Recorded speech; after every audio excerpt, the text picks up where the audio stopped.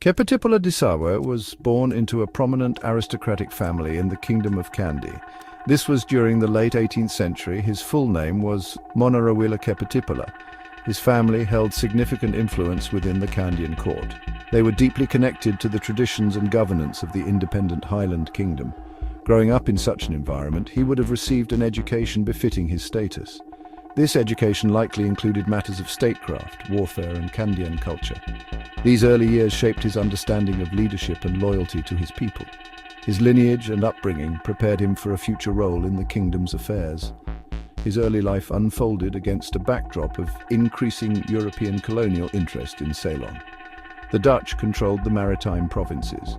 The British were beginning to assert their power in the region. The Kingdom of Kandy remained an independent stronghold in the Central Highlands. It fiercely resisted foreign domination for centuries. Keppetipola would have been aware of these external pressures. He would have understood the importance of Kandyan sovereignty. The values of independence and self-rule were deeply ingrained in the Kandyan nobility. This societal fabric undoubtedly influenced his worldview from a young age, fostering a strong sense of identity. The Kandyan kingdom had a complex social and political structure. Nobles like Keppetipola played crucial roles in administration and military matters. They served the king and helped maintain order within their respective territories. Loyalty to the Kandyan throne was paramount. The kingdom's survival depended on the unity of its leadership. Keppetipola's family connections would have provided him with opportunities to learn about these responsibilities firsthand. He was part of a system that had endured for generations. This system was built upon a hierarchical structure with the king at its apex, supported by influential chiefs and regional leaders like the Disawe. As a young man, Keppetipola would have witnessed the internal politics of the Kandyan court. He would also have seen the kingdom's interactions with foreign powers. The British eventually gained control of the maritime provinces from the Dutch in 1796. This brought a new colonial power to the doorstep of Kandy. The relationship between the British and Kandy was often tense. It was marked by treaties, diplomatic missions, and occasional conflict. Keppetipola's formative years were thus spent in a period of significant political change. This change would ultimately lead to the fall of the Kandyan kingdom in 1815, setting the stage for his later actions.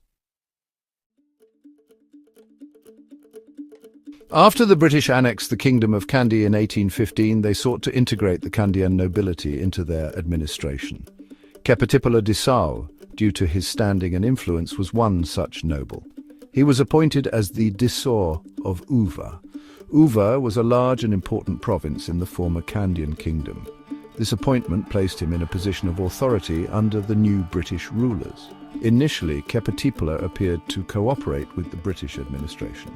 He carried out his duties as Disawe. This involved maintaining law and order in Uva. He also collected revenue for the British government. His cooperation was likely a pragmatic choice at the time. His role as Disawe required him to act as an intermediary. He was a bridge between the British rulers and the local Kandyan populace. This was a difficult position. The Kandyan people were not accustomed to foreign rule. They cherished their independence and traditions. Keppetipola had to balance the demands of the British with the sentiments of his own people. For a period, he managed this delicate act. The British likely saw him as a loyal subject. They probably believed he would help them consolidate their control over the newly acquired territory. His knowledge of the local customs and the respect he commanded were valuable assets to the colonial administration. The British implemented various administrative changes in the Kandyan provinces. These changes often disregarded traditional Kandyan laws and customs. This created friction and resentment among the local population. Keppetipola, as a Kandyan chief serving the British, would have been aware of this growing discontent. His initial loyalty to the British might have stemmed from a desire to maintain peace. Perhaps he hoped to protect the interests of his people from within the system. However, the British policies increasingly alienated the Kandyans. This made his position more challenging as time went on. He was caught between his duty to the British and his loyalty to his heritage. During this early phase of British rule, many Kandyan chiefs made similar choices. They chose to work with the new administration. Some did so out of self-interest, Others perhaps believed it was the best way to navigate the new political reality. Keppetipola's initial cooperation was not unusual. However, the underlying tensions were building. The British were focused on establishing their authority and extracting resources. The Kandyan people were struggling to adapt to the loss of their independence. Keppetipola's role as Disawe of Uva placed him at the heart of this unfolding drama. His actions would soon take a dramatic turn. The Uva Rebellion of 1817 to 1818, also known as the Great Rebellion, had deep roots. These roots lay in the widespread dissatisfaction with British rule in the Kandyan provinces. A primary cause was the erosion of traditional Kandyan systems and authority. The British imposed new laws and administrative structures. These often clashed with centuries-old customs and practices. The Kandyan people felt their way of life was under threat. The authority of their traditional chiefs was undermined. This created a sense of alienation and anger. The British administrators often lacked understanding or respect for local traditions, further fueling resentment among the populace. Another significant factor was the economic burden imposed by the British. New taxes were introduced. These included taxes on land and produce. These taxes were heavy for the local peasantry. The traditional Kandyan economic system was based on service tenure and reciprocal obligations. The British system was focused on cash revenue. This shift caused hardship for many people. They struggled to meet the new monetary demands. The British also took control of valuable resources. This further impoverished the local communities. This economic exploitation was a major grievance that contributed to the outbreak of the rebellion. It affected the daily lives of ordinary people. The British also interfered with religious affairs. Buddhism held a central place in Kandyan society. The kings of Kandy had always been protectors of the faith. The British, while initially promising to uphold Buddhism, were perceived as undermining its status. The appointment of a Muslim headman in a predominantly Buddhist area of Wellasa was a key trigger. This was seen as a grave insult and a disregard for local religious sensitivities. This particular incident ignited the simmering discontent. It provided a focal point for resistance. Religious leaders and the general populace felt their sacred traditions were being disrespected by the foreign rulers. Furthermore, the Kandyan people deeply resented the loss of their independence. The Kandyan kingdom had resisted European colonial powers for centuries. The capture of the last Kandyan king, Srivikrama Rajasinghe, in 1815 was a traumatic event. Many Kandyans longed for the restoration of their monarchy. They wanted a return to self-rule. The rebellion was, in many ways, an attempt to reclaim their lost sovereignty. The desire for freedom from foreign domination was a powerful motivating force. The British administration was perceived as arrogant and oppressive by many Kandyans. This perception fueled the desire to fight back. When the UVA rebellion first broke out in late 1817, Keppetipola Disawe was still serving the British. He was tasked by the British governor, Robert Brownrigg, to suppress the uprising. He was given men and arms to march to Uva and quell the unrest. This was a critical moment for Keppetipola. He was ordered to fight against his own people. He had to choose between his duty to the British and his loyalty to the Kandyan cause. This decision would define his place in Sri Lankan history. The weight of this choice must have been immense, forcing him to confront his deepest allegiances. As Keppetipola marched towards Uva, he witnessed the strength and determination of the rebels. He saw the widespread support for the rebellion among the local population. He encountered the rebel leaders and heard their grievances directly. It became clear to him that this was not a minor disturbance. It was a genuine popular uprising against British oppression. He realized that the people were fighting for their freedom and their way of life. This first-hand experience profoundly affected him. It forced him to reconsider his positions and the implications of serving the colonial regime. He understood the depth of feeling driving the rebellion. The turning point came when Keppetipola decided to switch sides. Instead of suppressing the rebellion, he chose to join it. He famously returned the arms and ammunition supplied by the British. He declared that it was unbecoming for him to use foreign weapons against his own countrymen. He then embraced the rebel cause and quickly became one of its most important leaders. This was a courageous and defiant act. It transformed the rebellion. It gave it a respected and experienced leader from the Kandyan aristocracy. His decision inspired many others to join the fight for independence. Once he joined the rebels, Keppetipola Disawe brought leadership and organization to the movement. He was skilled in traditional Kandyan warfare. He understood the terrain of the Uva province very well.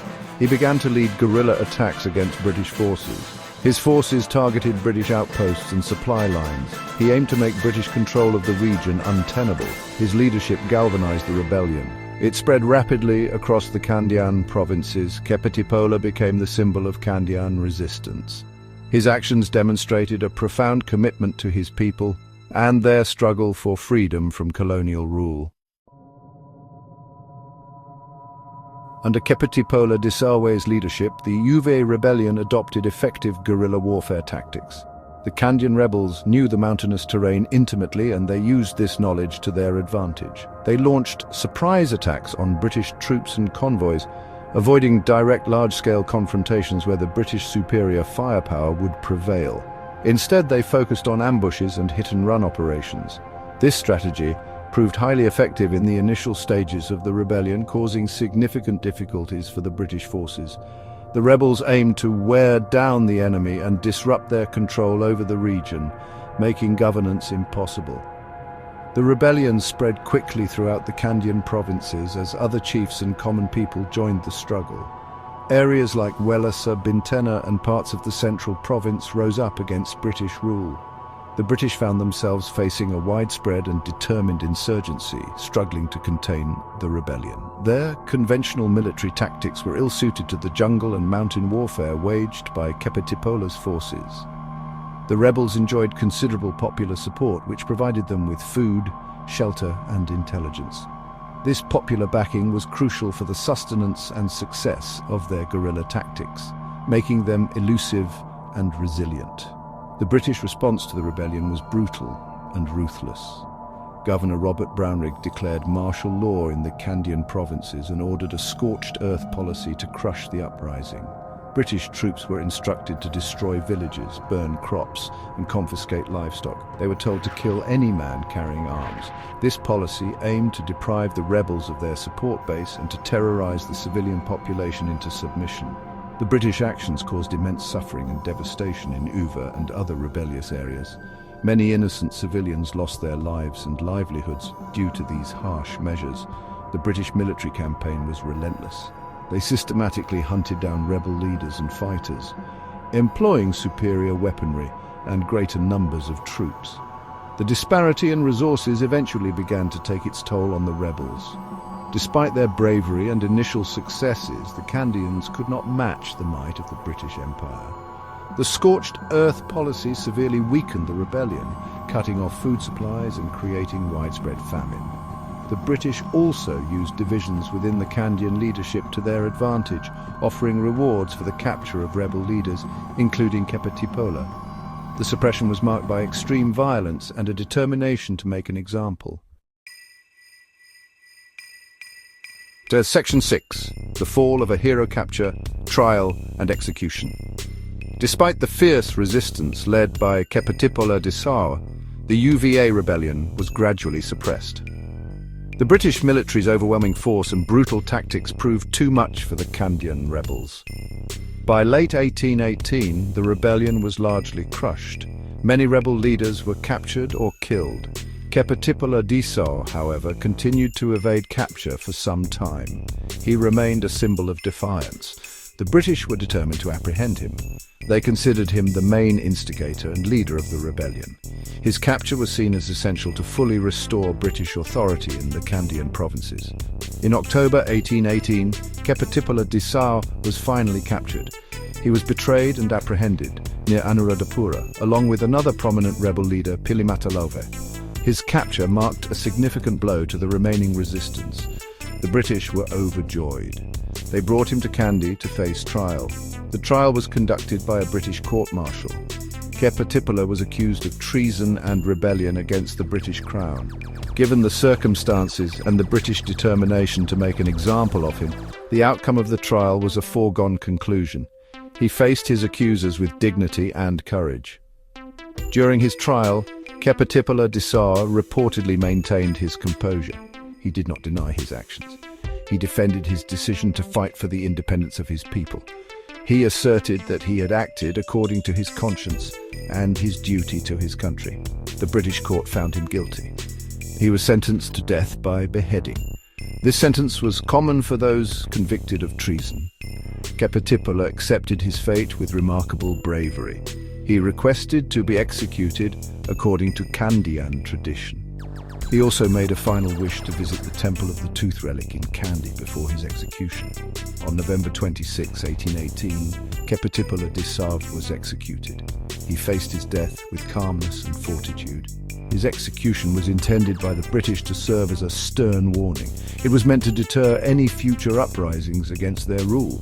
However, his bravery in the face of death further solidified his heroic status among the Kandyan people. His skull was sent to Britain for phrenological study. It was later returned to Sri Lanka in 1954. His execution marked the end of a major chapter in the Kandyan resistance, but it also sowed the seeds for his enduring legacy as a national hero. Section 7, a lasting symbol, Keppetipola Disawe's enduring legacy. Keppetipola Disawe is remembered in Sri Lanka as one of its greatest national heroes. His decision to abandon his position under the British and lead the Yuva rebellion is seen as an act of supreme patriotism. He sacrificed his comfortable life and ultimately his own life for the cause of his country's freedom. This selfless act has earned him a revered place in the nation's history. He is celebrated for his courage, leadership, and unwavering commitment to resisting colonial rule. His story is often told to inspire generations of Sri Lankans. It serves as a reminder of the struggle for independence. Monuments and memorials have been erected in his honor across Sri Lanka. His statue stands prominently in Kandy, the city where he was executed. Many schools, roads, and public institutions are named after him. His death anniversary is commemorated annually. These commemorations often involve ceremonies and discussions about his role in the fight against colonialism. His story is included in school textbooks. This ensures that young Sri Lankans learn about his contributions. He is portrayed as a symbol of resistance against injustice and foreign domination. His legacy transcends regional and ethnic lines, recognized by many as a true Lankan patriot. The Yuva rebellion, though brutally suppressed, had a significant impact. It demonstrated the deep resentment of the Kandyan people towards British rule. It showed their willingness to fight for their independence. The rebellion forced the British to reconsider some of their administrative policies in the Kandyan provinces. Although they consolidated their control, they became more cautious. The memory of the rebellion lingered.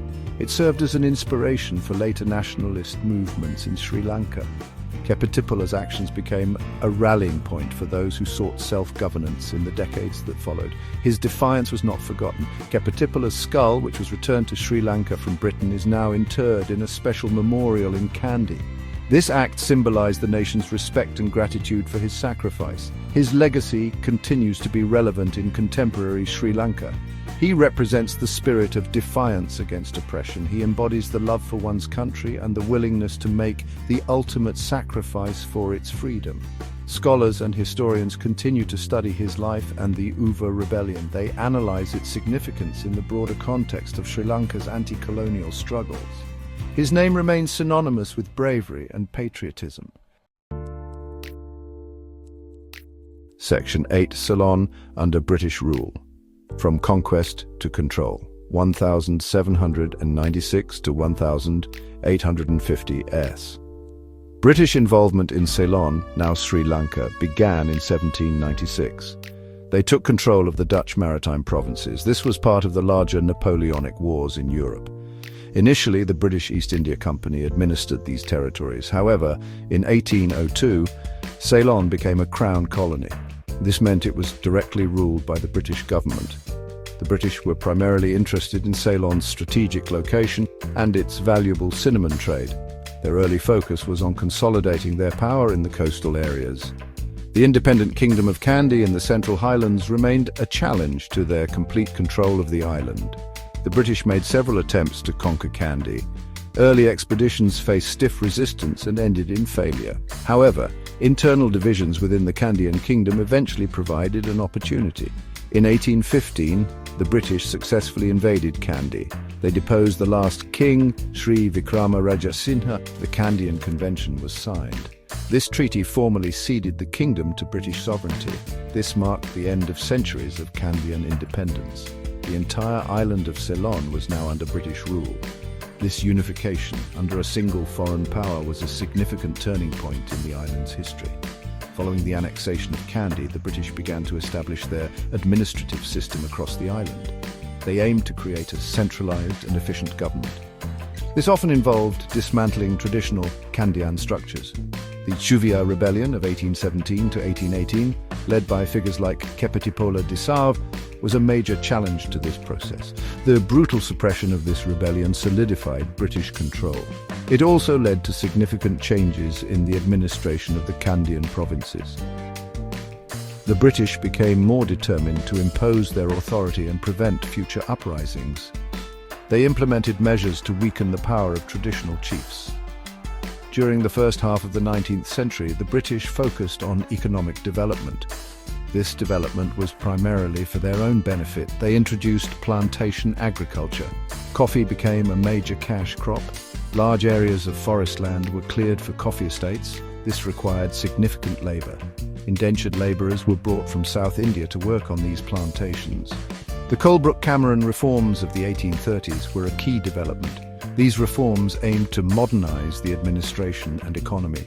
They introduced a legislative council and a unified judicial system.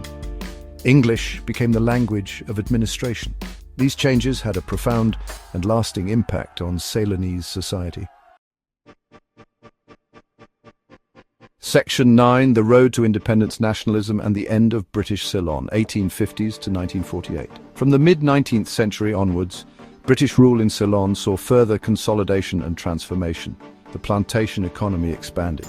Tea and rubber became major export crops after coffee faced a blight. This economic model created wealth for British investors and some local elites. However, it also led to social and economic disparities. The development of infrastructure, such as railways and roads, primarily served the plantation sector. Western education was promoted, creating a new class of English-educated Ceylonese. This group would later play a crucial role in the nationalist movement. They began to demand a greater say in the governance of their country. The late 19th and early 20th centuries witnessed the rise of nationalist sentiments in Ceylon. Several factors contributed to this. These included religious revivals, particularly Buddhist and Hindu responses to Christian missionary activities. There was also a growing awareness of political rights and self-determination. Educated Ceylonese began to form political associations. They advocated for constitutional reforms and increased representation in the government. Early nationalist leaders sought reforms within the colonial framework. They did not initially demand full independence. Their focus was on achieving greater autonomy and responsible government. The struggle for independence gained momentum in the early 20th century. The First World War and its aftermath further fueled nationalist aspirations. The British government gradually introduced constitutional reforms. These reforms expanded the franchise and increased the number of elected Ceylonese representatives in the Legislative Council. The Dono More Constitution of 1931 was a significant step. It introduced universal adult suffrage and a system of executive committees. This gave Ceylonese politicians considerable experience in governance. However, ultimate power still rested with the British governor. The desire for full self-rule continued to grow stronger. The Second World War accelerated the process of decolonization across the British Empire. Ceylon played a strategic role during the war. Its leaders cooperated with the British war effort. They also pressed for independence. After the war, the British government was more willing to grant self-rule to its colonies. Negotiations between Ceylonese leaders and the British government led to the Ceylon Independence Act of 1947. On February 4, 1948, Ceylon gained independence as a dominion within the British Commonwealth. Keppetipola Disawe's early resistance, though centuries prior, is seen as part of this long journey towards sovereignty. His fight symbolized the enduring spirit of freedom that ultimately led to an independent Sri Lanka.